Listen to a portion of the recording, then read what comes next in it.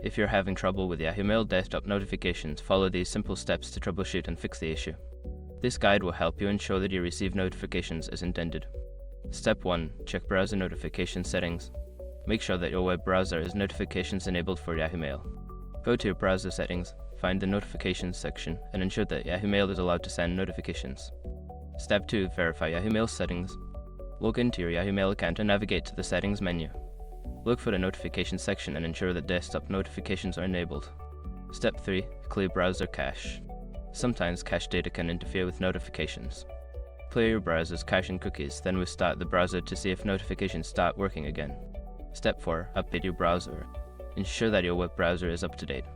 An outdated browser may have compatibility issues with Yahoo Mail notifications.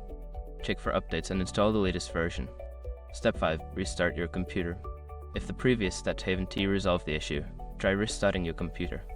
This can refresh system settings and potentially fix any underlying problems affecting notifications. By following these steps, you should be able to resolve issues with Yahoo Mail desktop notifications.